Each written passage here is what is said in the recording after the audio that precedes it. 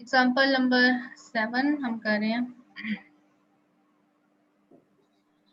अच्छा जी, ए difference B is even हमने calculate करना है। हमने यहाँ पर कंडीशन देख ली कि एक सेट में 3 और 2 ऑड नंबर हैं, 2 एंड 4 3 ऑड नंबर हैं, सॉरी 1 3 और 5 हमारे पास 3 ऑड नंबर हैं और 2 इवन नंबर हैं 2 एंड 4। तो कंडीशन यहाँ पर रिक्वायर्ड भी है, हमने इसको चीज़ को लिखना भी है। तो ये चीज़ क्लियर हो गई है कि क्या कंडीशन आ रही है कि इवन नंबर का डिफरेंस एक इवन नंबर होता है। कोई से 2 ऑड नंबर ले लें, उनका डिफरेंस ऑड नंबर होता है। इसलिए हमारे पास ऑर्डर पेयर इस फॉर्म में आ सकते हैं कि दोनों नंबर ऑड हों या दोनों नंबर इवन हों, लेकिन कोई भी ऐसा ऑर्डर पेयर रिलेशन में नहीं आ सकता कि एक हमारे पास एलिमेंट इवन हो जाए और दूसरा एलिमेंट ऑड हो जाए। और इसकी रीजन आपको पता चल गई। अच्छा जी, late a is equal to 1 2 3 4 5, r is defined, ab is even। ठीक है, a डिफरेंस b इसके एब्सोल्यूट वैल्यू को इवन होना चाहिए। रिफ्लेक्सिव चेक करना है। रिफ्लेक्सिव के लिए हमने दोनों एलिमेंट्स को सेम रखना है। ठीक है, रिफ्लेक्सिव की यही कंडीशन होती है कि हमें दोनों एलिमेंट्स को सेम रखना होता है। ठीक, अब हम क्या लिखेंगे कि लेट ए बिलोंग कर रहा है ए से, हमने इसको इसके ऊपर अप्लाई किया। ए डिफरेंस से इसका आंसर एक 0 आएगा। 0 इज इवन, 0 को हम इवन कंसिडर करते हैं। ठीक है, क्यों इवन कंसिडर करते हैं? क्योंकि इवन की कंडीशन होती है कि ऐसा नंबर जिसको आप 2 के ऊपर डिवाइड कर सकें। ठीक है, ऐसा नंबर जो डिविजिबल बाय 2 हो तो उसको हम क्या करते हैं, एक इवन नंबर लिखते हैं। अब 0 जो है वो 1 पे भी डिवाइड हो जाता है, 2 पे भी, हर नंबर के ऊपर 0 जो है वो डिवाइड हो जाता है, आंसर 0 ही देता है। लेकिन हमने चेक सिर्फ ये करना है कि क्या 0 पर डिवाइड होता है, 0 जो है वो 2 पर डिवाइड होता है। ठीक है, इवन की कंडीशन अगर हम इसके ऊपर लगाएं तो 0 जो है वो 2 के ऊपर डिवाइड हो जाता है। देयरफॉर 0 को हम एज इवन नंबर कंसीडर करते हैं। ठीक है, 0 आ गया हमारे पास आंसर, 0 इवन है। Therefore the order pair A belong कर जाएगा रिलेशन R से for every A. This implies that R is reflexive. Next हमने क्या करना है, सिमेट्रिक चेक करना है। इक्विवेलेंस रिलेशन की दूसरी कंडीशन है कि हमारे पास जो रिजल्ट है वो कौन सा आ जाए, सिमेट्रिक को हमने चेक करना है। तो उसके लिए हम क्या लिखेंगे कि let A B relation R से बिलोंग करता है। अगर ए बी रिलेशन R से बिलोंग करता है तो इसका मतलब है कि ए डिफरेंस बी, यहाँ पर दरमियान में डिफरेंस का सिंबल है, ए डिफरेंस बी इज इवन। ठीक है, अब हमने इनको जस्ट ऑल्टरनेट करके देखना है। बी को पहले लिखना है, ए को बाद में लिखना है। बी डिफरेंस से भी एक इवन नंबर ही आएगा। ठीक है, अगर 4 और 2 का डिफरेंस 2 आ रहा है तो 2 और 4 का डिफरेंस -2 आ रहा है। -2 भी एक इवन नंबर है। इवन के हमने क्या करना है कि माइनस साइन को भी निग्लेक्ट कर देना है, एब्सोल्यूट वैल्यू ले लेनी है। This implies that B A belong कर जाएगा रिलेशन R से, therefore R is symmetric. R reflexive हो गया, R सिमेट्रिक हो गया। नेक्स्ट लास्ट कंडीशन है कि हमने बताना है कि क्या R ट्रांजिटिव है या नहीं है। इसमें हमारे पास दो केस बनेंगे। ठीक है, एक केस होगा कि हम एक नंबर को इवन लेंगे और दूसरी दफा हम उसको ऑड ले लेंगे। ठीक है, दो पॉसिबल केसेस आते हैं। ए बी रिलेशन R से बिलोंग कर रहा है और बी सी रिलेशन R से बिलोंग करता है। तो इसका मतलब है कि ए डिफरेंस बी या इवन होना चाहिए, इसी तरह से बी डिफरेंस सी को भी इवन होना चाहिए। जो कंडीशन गिवन है वो कंडीशन आपने लगा देनी है। There are two possible cases. कौन से हैं कि A and B are both even. ठीक है, दो इवन नंबर है तो भी उनका आंसर, उनका जो डिफरेंस है वो इवन ही आएगा। या तो बोथ ए और बी इवन हो या फिर बोथ, क्या कंडीशन हो कि ए और बी हमारे पास ऑड हो जाए। ठीक है, यही कंडीशन लिखी हुई है, if A and B both are even और बोथ आर ऑड। इसी तरह से बी और सी या तो दोनों को इवन होना चाहिए या फिर दोनों को ऑड होना चाहिए। ठीक है, ये कंडीशन है कि आपके पास डिफरेंस जो है वो अगर इवन नंबर आता है तो दोनों नंबरों को या तो इवन होना चाहिए या फिर दोनों नंबर्स को ऑड होना चाहिए। पहली कंडीशन है, हम क्या लिखते हैं कि b हमारे पास इवन है। अब हमने सिर्फ b को क्यों चूज किया यहाँ से, देखिए हमने जो कंडीशन लिखनी होती है ट्रांजिटिव के लिए, उसमें हम 2 ऑर्डर पेयर लेते हैं। एक ऑर्डर पेयर लिया हमने ए और बी, ठीक है, और दूसरा ऑर्डर पेयर लिया हमने बी और सी। तो जो एलिमेंट रिपीट हो रहा है वो एलिमेंट कौन सा है? वो एलिमेंट हमारे पास बी एलिमेंट है। बी यहाँ पर भी है और बी यहाँ पर ही है। इसी के ऊपर आप कंडीशन लगाएंगे, ठीक है।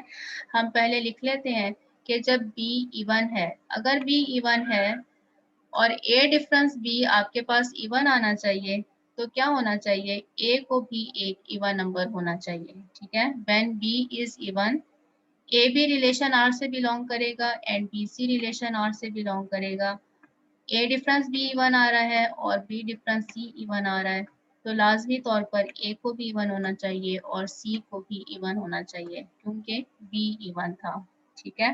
व्हेन बी इज इवन, हमने 2 ऑर्डर पेयर ले लिया, 2 ऑर्डर पेयर ले लिए, उनके ऊपर रिक्वायर्ड कंडीशन जो है, गिवन कंडीशन जो है वो हमने अप्लाई कर दी। ए डिफरेंस बी इवन है, बी डिफरेंस सी इवन है, लेकिन चूंकि ये बी इवन है, ठीक है, इस बी को हमने इवन लिया हुआ है, तो ये जो ए है इसको भी एक इवन नंबर होना चाहिए ताकि इनका डिफरेंस एक इवन नंबर आ जाए, ठीक है। इसी तरह से ये बी हमने इवन लिया हुआ है, अब सी के लिए ज़रूरी है कि ये भी एक इवन नंबर हो ताकि इनका डिफरेंस एक इवन नंबर आ जाए। ऐसा नहीं हो सकता कि बी इवन है और सी आप ऑड ले लें। अगर ये इवन है और ये ऑड है तो आंसर आपका ऑड आएगा, इवन नहीं आएगा, ठीक है। बी अगर इवन है तो लाजमी कंडीशन आ रही है कि ए और सी को भी इवन नंबर होना चाहिए, ठीक। और दूसरी कंडीशन ये है कि आप बी को ऑड लेंगे, ठीक है। जो नंबर रिपीट हो रहा है, बार बार मैं आपको कह रही हूँ, ऐसा नंबर, उस नंबर के ऊपर आपने कंडीशन लगानी है जो रिपीट हो रहा है। बी रिपीट होता है, ठीक है, ट्रांजिटिव में बी रिपीट होता है। When B is odd, B हमने ऑड ले लिया है, ट्रांजिटिव के लिए हमने 2 ऑर्डर पे ले लिए, A B and B C. Given condition लगाई, ए डिफरेंस बी इवन है, बी डिफरेंस सी इवन है। अब चूंकि ये बी ऑड है, ठीक है, ये वाला बी ऑड है, तो इस ए को लाजमी तौर पर ऑड होना चाहिए ताकि आपके पास रिजल्ट एक इवन नंबर आए, ठीक है। इसी तरह से ये बी ऑड है, तो सी को लाजमी तौर पर ऑड होना चाहिए ताकि ये रिजल्ट जो है ये एक इवन नंबर आए। This implies that A is odd and C is odd. This implies that A difference C is even, ठीक है। ए भी ऑड है और सी भी ऑड है, तो इनका डिफरेंस एक इवन नंबर आएगा। ए सी बिलोंग कर जाएगा रिलेशन आर से, therefore R is transitive. R reflexive था, आर सिमेट्रिक था, आर ट्रांजिटिव आ गया। पहला एक हमने ये पहली एग्जांपल किया जिसमें हमारे पास 2 अलग अलग केसेस बन रहे हैं, ठीक है। बी के ऊपर केसेस बन रहे हैं कि बी या तो इवन हो या फिर ऑड हो, लेकिन दोनों सूरतों में ए सी जो है वो रिलेशन आर से बिलोंग कर जाता है, therefore R is transitive. R 3 properties को सेटिस्फाई करके है, R is an equivalence relation, ठीक। नेक्स्ट वही बात लिखी हुई है जो हमने अभी डिस्कस कर ली थी कि 1 3 5 इनको हम रिलेट कर सकते हैं, इनके एलिमेंट्स आपस में रिलेट हो सकते हैं। इसी तरह से 2 4 के एलिमेंट्स आपस में रिलेट हो सकते हैं, लेकिन कोई भी नंबर, कोई भी ऑर्डर पेयर ऐसा नहीं हो सकता कि आप उसका एक एलिमेंट ऑड लिखें और एक इवन लिखें। और इसकी रीज़न यही है कि 2 इवन नंबर्स, उनका डिफरेंस इवन होता है, 2 ऑड नंबर्स, 2 ऑड नंबर्स का डिफरेंस इवन होता है, लेकिन एक ऑड और एक इवन, इनका डिफरेंस एक ऑड नंबर आता है, इवन नंबर नहीं आता, ठीक है। कर लेंगे इसको अब। कुछ बोल लिया करें, क्यों नहीं बोलते हैं। ये भी वही है, सिर्फ ये है कि अब आपने सम कैलकुलेट करना है। पहले डिफरेंस था, अब सम है, ठीक। ये अब आप खुद कीजिएगा। पहले डिफरेंस था, अब सम है। बात वही है, 2 ऑड नंबर, 2 ऑड नंबर का सम एक इवन नंबर होता है, 2 इवन नंबर का सम एक इवन नंबर होता है। एक नंबर ऑड हो और एक इवन हो तो फिर इनका सम एक ऑड नंबर आता है। बिल्कुल वही चीज़ है। आपने अगेन ट्रांजिटिव के लिए बी के ऊपर कंडीशन लगानी है, बी को एक दफ़ा इवन लेना है, एक दफ़ा ऑड लेना है। यही रीज़न है कि 1 3 5 है और 2 4 है, तो आपने बताना है कि ये इनके एलिमेंट्स को आपस में हम कौन कौन से एलिमेंट रिलेट कर सकते हैं और कौन से नहीं कर सकते हैं। ठीक है, सारे इवेंट्स को आप रिलेट कर सकते हैं, ऑड को रिलेट कर सकते हैं, लेकिन एक इवेंट और एक ऑड इनका रिलेशन नहीं हो सकता। एग्जाम्पल नंबर 9 पर हम इसे एंड करते हैं आज। इम्पॉर्टेंट है, show that the inverse of an equivalence relation is also an equivalence relation। inverse relation हमने देखा था कि क्या होता है कि अगर ए बी रिलेशन आर से बिलोंग, आर इनवर्स से बिलोंग करेगा।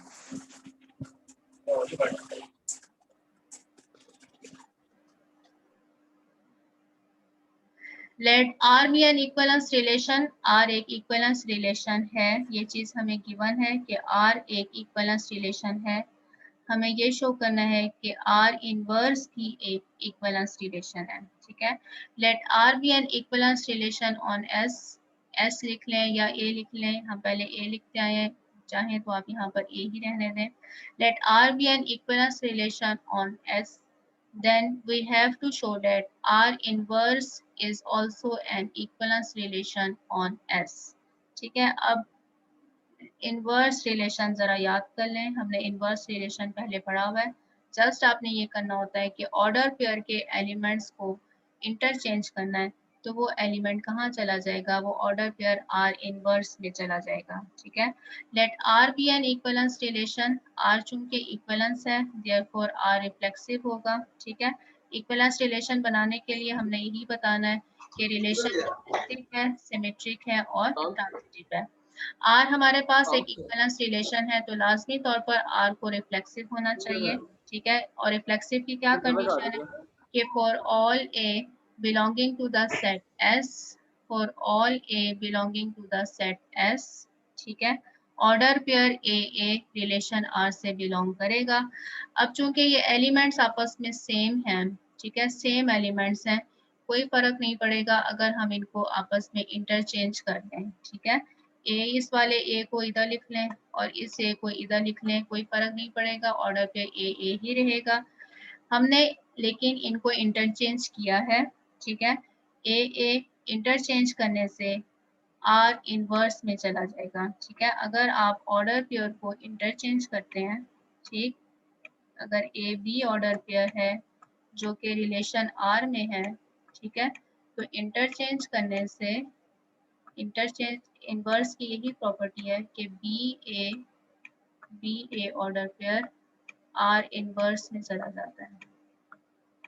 ठीक है, अब इसको आपने सिमेट्रिक के साथ कंफ्यूज नहीं कर लेना। सिमेट्रिक एक रिलेशन की प्रॉपर्टी है, ये हमारे पास इनवर्स रिलेशन है, रिलेशन आर, उसका इनवर्स रिलेशन आप कैसे लिखते हैं कि इसके ऑर्डर पेयर को आपस में इंटरचेंज कर लेते हैं। ठीक है, अगर जब हमने ए को इंटरचेंज किया तो वो कहाँ पर चला गया, आर इनवर्स में चला गया, therefore R inverse is reflexive. ठीक, नेक्स्ट हमें क्या करना है, for A B belong to the set S, और हमने लेट कर लिया कि ए बी बिलोंग कर रहा है कहाँ से, आर इनवर्स से।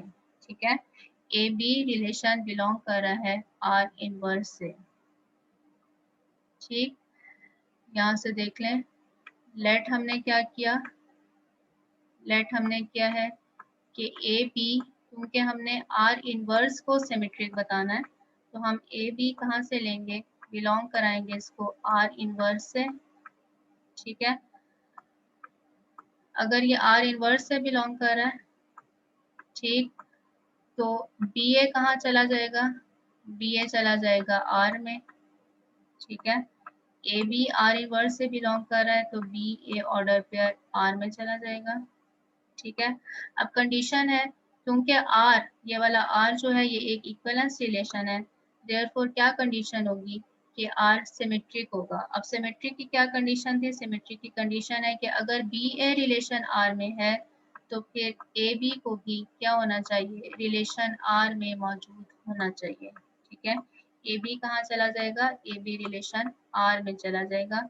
सिंस यहाँ पर आप कंडीशन लिखेंगे कि since R is symmetric, A B R inverse से बिलोंग कर रहा था, बी ए आर में चला गया।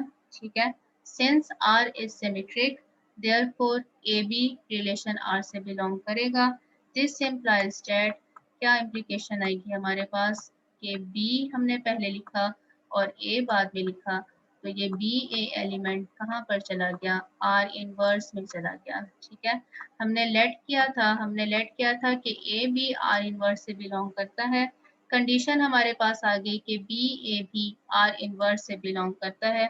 जब ये कंडीशन फुलफिल हो जाए, ठीक है, एक order pair A B relation R1 से बिलोंग कर रहा है और बी ए जो है वो रिलेशन आर इनवर्स से बिलोंग कर रहा है, ए बी और बी ए दोनों ऑर्डर पेयर आर इनवर्स से बिलोंग कर रहे हैं। This implies that the relation is symmetric. कौन सा relation, are inverse is symmetric. Last में हमारे पास सिर्फ एक कंडीशन रह गई है कि हमने इसको बताना है कि क्या ये ट्रांजिटिव भी है या नहीं है। आर इनवर्स को हमने बताना है कि ये क्या आर इनवर्स ट्रांजिटिव आता है या नहीं आता। इनवर्स के लिए, ट्रांजिटिव के लिए हमें क्या करना है, दो ऑर्डर पेयर लेना है। जिस रिलेशन को आपने ट्रांजिटिव बताना है वो रिलेशन कौन सा है, वो आर इनवर्स है। ठीक है, गिवन कंडीशन ये है कि रिलेशन आर ट्रांजिटिव है। ठीक है, आर इनवर्स को ट्रांजिटिव बताना है। गिवन कंडीशन ये है कि रिलेशन आर ट्रांजिटिव है। ए बी बिलोंग कर रहा है आर इनवर्स से, ठीक है, एंड बी सी ये भी बिलोंग करेगा कहाँ से, आर इनवर्स से। यहाँ से हमारे पास क्या आ जाएगा कि बी ए आर से बिलोंग करेगा और इसी तरह से सी बी ये भी आर से बिलोंग करेगा। ठीक है, अब चूंकि आर हमारे पास क्या है, आर हमारे पास ट्रांजिटिव है, दो ऑर्डर पेयर आ रहे हैं।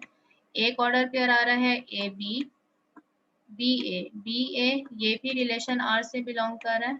ठीक है, और दूसरा ऑर्डर पेयर हमारे पास आ रहा है सी बी, ये भी रिलेशन आर से बिलोंग कर रहा है। ठीक है, ये दोनों आर से बिलोंग कर रहे हैं और आर के ऊपर कंडीशन है, आर के ऊपर कंडीशन है कि आर एक इक्वलेंस रिलेशन है, देयरफॉर आर ट्रांजिटिव होगा। अब आप यहाँ से कौन से दो ऑर्डर पेयर को कंबाइन करेंगे, ये देखें यहाँ पर कौन सा ऑर्डर पेयर है वो रिपीट हो रहा है, वो आ रहा है सी बी को हमें पहले लिखना होगा। ठीक है, ट्रांजिटिव की प्रॉपर्टी लगाने के लिए सी बी को पहले लिखेंगे और बी ए को हम बाद में लिखेंगे। ठीक है, इधर से हमारे पास जो ऑर्डर पेयर आएगा वो आएगा ए और सी, सी एंड ए। पहले ए और सी आता था, इस वक्त हमारे पास आ रहा है सी and A. C A belong कर जाएगा रिलेशन आर से क्योंकि आर ट्रांजिटिव है। ठीक, दिस इम्प्लाइज डेट ए अगर हम पहले लिखना चाहें और सी बाद में लिखना चाहें तो रिलेशन हमारे पास चेंज होगा, वो रिलेशन आर इनवर्स बन जाएगा। देयरफॉर ए सी आर इनवर्स से बिलोंग कर गया, आर इनवर्स ट्रांजिटिव हो गया, तीनों प्रॉपर्टी सेटिस्फाई हो गई, therefore R inverse is an equivalence relation.